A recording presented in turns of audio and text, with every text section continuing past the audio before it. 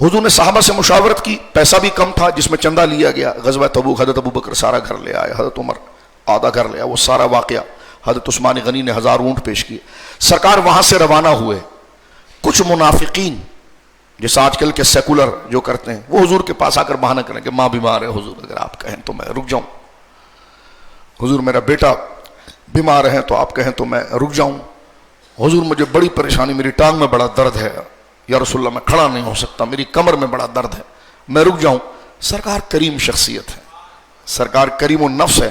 حضور نے فرمایا ٹھیک ہے رک جاؤ. ایک تو پہلی فوج نہیں ہے، 35,000 کا لشکر جا رہا ہے 2.5 لاکھ سے لڑنے کے لیے، لیکن جرأت و استقامت ایسی ہے کہ دمشق تو بہت دور تھا، حضور تقریباً 900 مائل دور تقریباً چل کر تبوک کے مقام پر کھڑے ہو گئے اور ساری حکمت عملی دیکھنے لگے. صحابہ کی استقامت اور جذبہ جہاد ایسا تھا کہ جس طرح آج یہ چوکی چھوڑ کر بھاگ رہے ہیں نا، اس طرح بالکل بیک فٹ پر جانا شروع ہو گیا. 2.5 لاکھ کا لشکر لے کر روم سامنے نہیں آ پا. لیکن یہاں سے جا کر اگر جنگ ہو جاتی تو 2.5 لاکھ کے مقابلے میں کم سے کم 1 لاکھ تو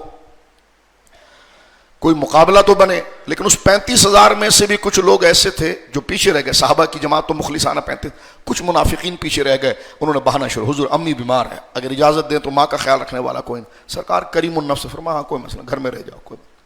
حضور میری کمر میں بڑا درد ہے، آج کل میری طبیعت بخار رہتا ہے، ہمت نہیں ہوتی ہے. اللہ رب العالمین جل وعلا سرکار نے فرمایا کہ ہاں ٹھیک ہے کوئی مسئلہ. حضور ایک ایک کو اجازت دیتے رہے، ٹھیک ہے جس نے آنا ہے، جس کا نہ آنا نہ.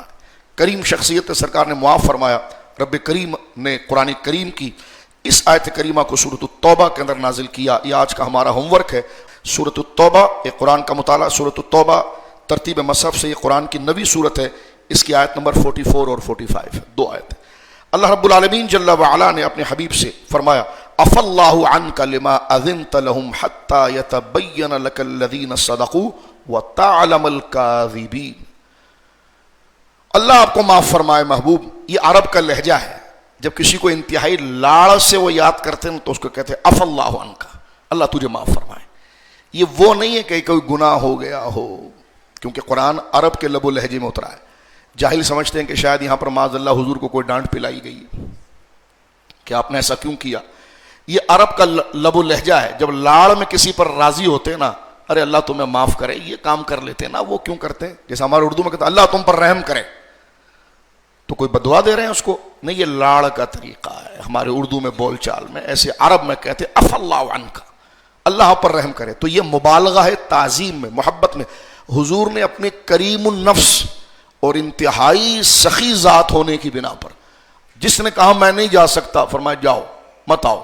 کسی نے کہا میرے سر میں درد ہے فرمایا چلو جاؤ کوئی بات. امی بیمار ہے کہا جاؤ، بچوں بیمار ہے فرمایا جاؤ. تو اپنی کریم شخصیت سے حضور نے اجازت دیتی رہے. اللہ نے فرمایا حبیب اللہ آپ کو معاف فرمائے، یعنی کرم، آپ نے یہ کیوں کیا ایسا؟ ان کو پکڑ کر لے کر آتے آپ، کیوں آپ نے اجازت دی؟ تو یہ کریمانہ مبالغے میں حضور سے خطاب. بولو سبحان اللہ.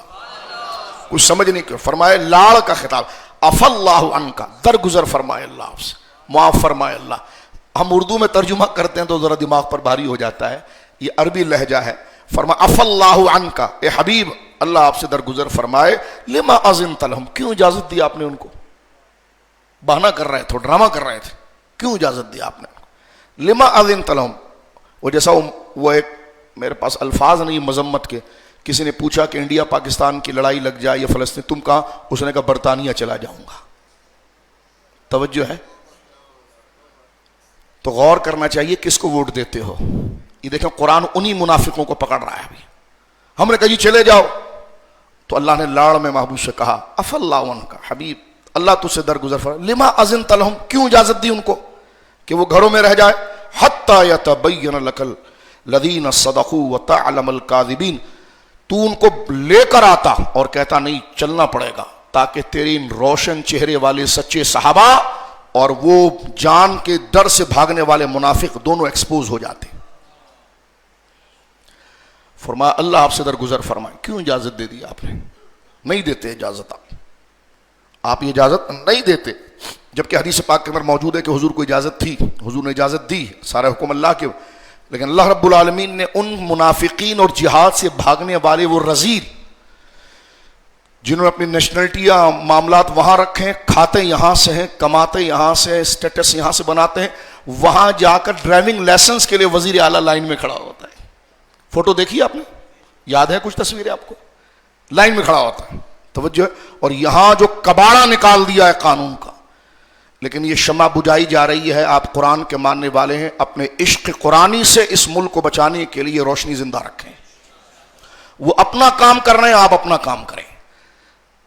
قائد اعظم کے ساتھ اس وقت بھی دو صورتیں تھیں. کچھ لوگ جگہوں کے حصول کے لیے مر رہے تھے کہ ہم قائد اعظم محمد علی جناح مسلم لیگ کا ساتھ دیں گے تو ہمیں اتنا پروٹوکول ملے گا.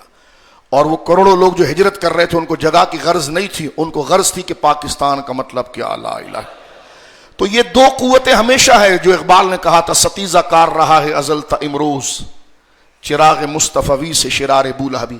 آج بھی ہمارے درمیان کچھ لوگ منصب و مقام کا تقاضا کرتے ہیں، کچھ کہتے ہیں ساری بات چھوڑو بھائی، سب معاف، سب سے پہلے پاکستان.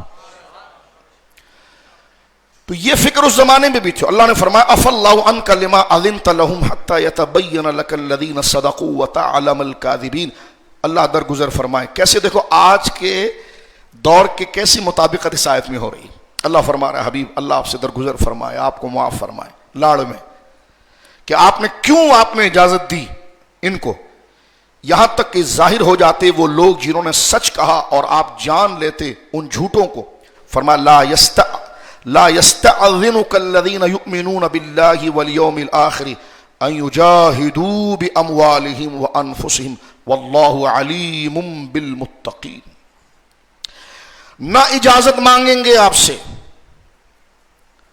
وہ لوگ جو آپ پر ایمان لاتے ہیں اور اللہ پر ایمان لاتے ہیں اور قیامت کے دن پر ایمان لاتے ہیں کہ جہاد نہیں کریں گے.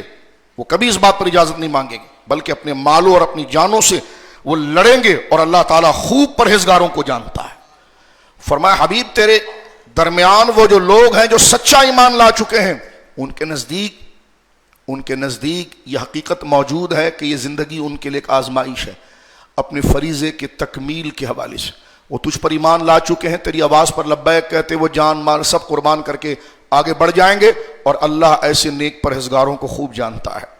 اور انما یستأذنوک الذین لا یؤمنون باللہ والیوم الآخر. اور وہ لوگ جو جھوٹا کلمہ پڑے ہوئے ہیں، ظاہری کلمہ پڑے ہوئے ہیں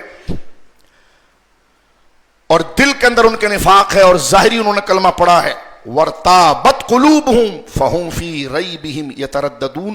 فرمایا بے شک جنہوں نے جھوٹا کلمہ پڑھا یعنی ظاہری کلمہ پڑھا، تجھ پر ایمان لایا اس لیے کہ غلبہ ہو گیا تھا،